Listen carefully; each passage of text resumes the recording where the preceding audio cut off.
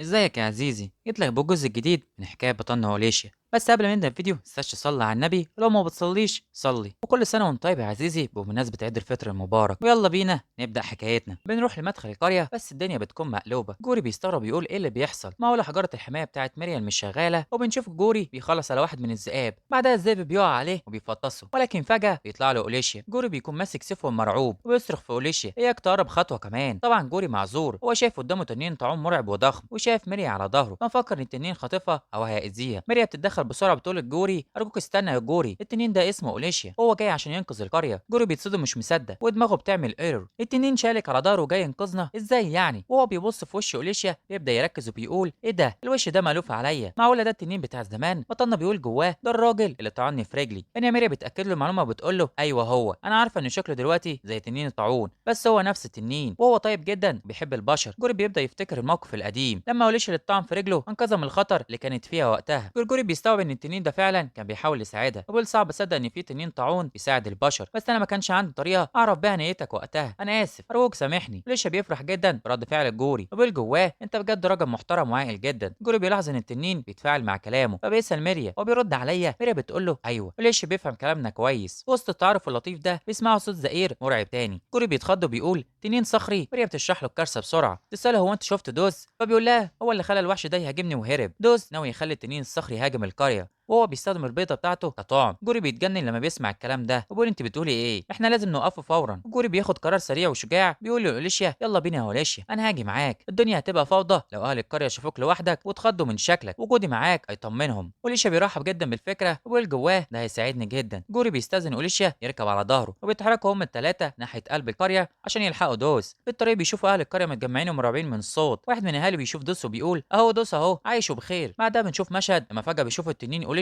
طاير جري وعليه جوري وميريا. الاهالي بيتصدموا تنين وليه جوري وميريا معاه؟ ايه اللي بيحصل؟ جوري بيزعق وبيسالهم حد فيكم شاف دوس؟ بيرد عليه راح ناحيه برج المراقبه. جورجوري بيطلب من ميريا تنزل وتجمع الناس وتخليهم يخلوا القريه ويهربوا ناحيه الغرب. ميريا بتعترض في الاول وعايزه تيجي معاهم بس جورجوري بيقنعها بعقل انت مصابه وهتكوني عبء علينا لو جيتي، وجودك مع الاهالي اهم. وليشا بيأيد كلام جورجوري في سره لانه مش عايز يعرض ميريا لاي خطر تاني. جورجوري بيطمن ميريا وبيقول لها انا هفضل مع التنين ده طول الطريق ما تلاقيش عليه، بس انت خلي بالك من اهل قريه. ميريا بتوافق وبتمنى لهم التوفيق. جوري بيقول لأليشيا معقوله التنين الصغير اللي لسه فائس من البيضه كبر وبقى تنين الطاعون الضخم ده؟ انا سمعت قصه عن وحوش بتكبر وتبقى اقوى بس مش للدرجه دي. عموما لما نخلص من المصيبه دي اعرفك على كل اهل القريه ونبقى اصحاب. الكلام ده بيخلي أليشيا يطير من الفرحه. أليشيا اللي طول عمره نفسه يعيش في سلام مع البشر بيبدا يتخيل نفسه بطل. بيقول جواه بحماس في وسط الازمه دي انت بتهزر معايا صح؟ هل انا في طريقي لاكون بطل؟ هل الناس هتهتف باسم تنين العداله أليشيا ويرحبوا بيا باحضان؟ انت برنس يا جوري، انت احسن راجل في الدنيا. بننتقل لمشهد وبيكون توز قتل حيوانات وبشر وفي منهم ناس مصابه. واحد بيقول له نزل سيفك يا دوس، وبنشوف طفل بيكون مستخبي ومرعوب بيقول له ايه اللي بيحصل معاك يا سيد دوس. بيوصل أليشيا وجوري في برج المراقبه وبيلاقوا دوس هناك. جوري بينزل من على ظهر التنين وبيسحب سيفه. الاهالي كانوا واقفين بيتخضوا من التنين بس جورجوري بيطمنهم وبيقول لهم ده حلفنا ما تخافوش، سيبوا لنا دوس وكلكم اخرجوا من هنا فورا، في تنين صخري جاي في السكه. الاهالي بيبداوا يجروا في حاله ذعر. دوس بيبص لجوري بنظره شريره وبيهجم عليه وبيوقع على الارض. بعدها بيهجم على بطنه ولكن بيقدر يصدها بسهوله وبيقول له انت فاكر انك تقدر تتني بالسيف التعبان ده؟ وبيتفوق على دوس وبيوقع على الارض وكان على وشك يقتله وبيقول له انت انتهيت. بس هنا بطنه بيتردد، ايده بترتعش ومش قادر يضرب الضربه القاضيه. بيقول لنفسه انا مش هقدر اعملها حتى لو كان ده مبرر ودفاع عن النفس، لو قتلت انسان ابقى انا الوحش الحقيقي. فبيقرر يضرب دوس ضربه خفيفه بتنيمه على الارض. أليشيا بيقول جواه بفخر انا تنين العداله، انا بتجنب القتل على قد ما اقدر. جوري بيبص لأليشيا بامتنان وبيقول التنين ده صديق للبشر بدون اي شك، بس المشكله لسه ما خلصتش. دوس بيصحى بسرعه كأن حاجه ما حصلتش. أليشيا بيبص لدوس وبيستخدم مهاره فحص الحاله، وهنا بيكتشف مفاجاه مرعبه. حاله دوس مكتوب قدامها حاله غير طبيعيه. أليشيا بيتصدم وبيقول الحاله دي هي نفس الحاله اللي كانت عند ذئاب المها وولف. ايه اللي بيحصل بالظبط؟ هل هو ممسوس؟ هل في سلايم او وحش تاني بيسيطر عليه؟ في اللحظه دي طفل صغير من القريه اسمه جين بيقرب من دوس وهو بيعيط وبيقول له ده انا جين، انت مش فاكرني؟ دوس بيستغل الفرصه وبيمسك الطفل كرهينه. وليشيا وجوري بيتجمدوا في مكانهم. وليشيا بيقول لو عملت اي حركه متهوره هيقتل الواد ده اكيد. وفجاه الارض بتبدا تهتز وصوت خطوات ضخمه بيقرب. التنين الصخر الصغير وصل. دوس بيبتسم ابتسامه مجنونه ويرفع البيضه لفوق. وليشيا بيصرخ جواه هل هو هيعملها؟ هل هيكسر البيضه مش على جثتي؟ وليشيا بيحاول ينقض عليه بس متاخر جدا لان دوس بيرمي الولد في الهواء من فوق البرج، فبيضطر بطنه انه ينقذ الولد وبيلحقه وبيحميه بجسمه. بعدها دوس بيرمي البيضه على الارض وبتتكسر 100 حته. وليشيا بيقف مصدوم مش عارف يعمل ايه. في مكان تاني في القريه ميريا بتتقابل مع ماريال وبتحذرها من اللي بيحصل. ماريال بتتخض لما تعرف ان دوس هو اللي جاب التنين القريه. نرجع لساحه المعركه. التنين الصخري بيشوف بطه مكسوره وبيتحول لوحش كاسر، وبعدها بيقتل دوس اللي كان واقف قدامه عادي. لوشا بيفحص حالته وبيلاقي حاله غضب شديد. لوشا بيحل الموقف وبيقول احصائياته الهجوميه والدفاعيه والسحريه زادت بشكل مرعب، هو اقوى بكتير من الاول. انا مش عارف اذا كنت هقدر اكسب ولا لا، بس على الاقل اقدر اشتري وقت عشان الناس تهرب بامان. جورجوري بياخد الطفل جين وبيقول له لوليشيا انت هتحارب الوحش ده لوحدك، خلي بالك من نفسك وياك تموت. لوليشيا بيقف وقفه شجاعه وبيقول انا مش هقدر اتراجع، لسه في ناس لازم احميهم، انا هحارب عشانهم لان دي طريقتي كتنين. تبدا المعركه ملحميه بس للاسف من طرف واحد. لوليشيا بيهاجم بكل قوته، بيستخدم لجمه التنين وبيضرب التنين الصخري، بس لوليشيا هو اللي بيتوجع وبيقول ان جسمه صلب جدا. بيجرب نفس التنين وبينفخ نار، بس التنين الصخري ولا كانه حاسس بحاجه. بيستخدم اقوى هجوم عنده النيزك، بيضرب بقوه بس برضه مفيش اي تاثير. لوليشيا بيبدا ييأس وبيقول مفيش حاجه بتنفع، احصائيات الهجوم والدفاع بتاعته اعلى بكتير من اي حاجه واجهتها قبل كده. انا اخدت ضرر كبير ومش لاقي اي حركه تاثر فيه، هل دي نهايتي؟ في اللحظه دي بيظهر جورجوري ومعاه اتنين من شباب القريه، اوروس ولوكاس. جوري بيصرخ الدعم وصل لصديق التنين، احنا هنحمي قريتنا مهما حصل وهنهزم التنين الصخري ده مع بعض. الشباب بيهجموا بشجاعه ويضربوا التنين الصخري، واحد من السهام بتصيب عينيه. وليشا بيفرح بيقول ايوه كده اكيد الضربه دي وجعته، بس بيفحص حاله التنين الصخري وبيكتشف الكارثه، الضربه ما عملتش اي حاجه تقريبا، مستحيل. التنين الصخري بيغضب اكتر وبيستخدم مهاره الهزه الارضيه، الارض بتتشقق والشباب بيطيروا في الهواء وبيقعوا مصابين اصابات بالغه. وليشا بيصرخ احنا انتهينا بالشكل ده، لازم يكون في حاجه اقدر اعملها. وقمه الياس وليشا بيسمع صوت غريب في دماغه، الصوت عمال يكرر كلمه واحده اهرب اهرب بسرعه. فجاه بيظهر اشعار نظامي، مهاره صوت النظام ارتفعت من المستوى الثالث للمستوى الرابع، ويمكنك الان الوصول للمحاكي المبسط المقدم من لابلاس. وليشا بيتجنن وبيقول ايه الفكره، يعني ايه صوت النظام اترقى دلوقتي؟ الصوت بيرد عليه بنبره بارده ومستفزه جدا، انا اتخيل انك مش هتهرب مهما حذرتك، انت كنت استثناء للقاعده في حاجات كتير، للاسف انا لازم نفترق. وليشا بيتعصب وبيقول يعني انت اتهببت اترقيت للمستوى الرابع عشان تقول لي الهبل ده وتتخلى عني؟ الصوت بيكمل ببرود انا عمري ما مليت من مراقبتك، اركض بسلام دلوقتي. وليشا بيصرخ فيه انا عرفت من كلامك المتعالي ده انت مين اصلا؟ الصوت بيرد رد آلي، صوت النظام لا يمكنه تقديم تفسيرات من هذا النوع في المستوى الرابع. وليشا بيرفض الاستسلام وبيقول طز في كلامك، انا هثبت لك انك غلطان، انا لسه عندي المنازل الاخير التطور. وليشا بيفكر ان التطور هيغير شكله، وده معناه ان ميريا والسحليه السوداء ممكن ما يعرفوش تاني، بس هو مستعد يضحي باي حاجه عشان ينقذهم. وليشا بيفتح قائمه التطور بيلاقي قدامه 4 خيارات وكل خيار اصعب من التاني، بيبدا يحللهم بسرعه. واحد يرمو، اتنين سام جدا، وليشا بيقول ممكن اكسب لو اخترته، بس السم القاتل بتاعه مصيبه سوداء وممكن يقتل اهل القريه. اتنين التنين المتدحرج متخصص في مهاره التدحرج، وليشا بيشكك هل ده قوي فعلا؟ تلاته راجو هيومن بيتحول نصف انسان ونصف تنين، وليشا محتار هل انصاف البشر اقوياء في المعارك؟ ما عنديش فكره اتوقع ايه. اربعه تنين القوس الصغير، تنين بيستخدم السحر الابيض، وليشا بيتسال هل السحر الابيض ينفع في الهجوم؟ هل ده كفايه عشان اهزم التنين ده؟ وليشا بيكون في حيره كبيره اختار ايه اكتر واحد ممكن يكسب. فجاه بيحس ان كل طاقته السحريه اتسحبت منه وبيجي له اشعار لقد حصلت على لقب تدخل سلطه لابلاس. المحاكي بيبدا يديله نسبه مئويه لنتائج كل تطور، والنتائج كانت محبطه لاقصى درجه. تنين القوس الصغير نسبه الفوز 4% ونسبه انقاذ كل حلفائك المصابين اقل من 1%. وليش بيعلق يعني مش هكسب حتى لو اتطورت. 2 يورمو نسبه انهاء المعركه بالتعادل 98% ونسبه دمار القريه بالكامل 94%. وليش بيعلق ايه الفايده لو ما قدرتش احمي القريه. 3 التنين المتدحرج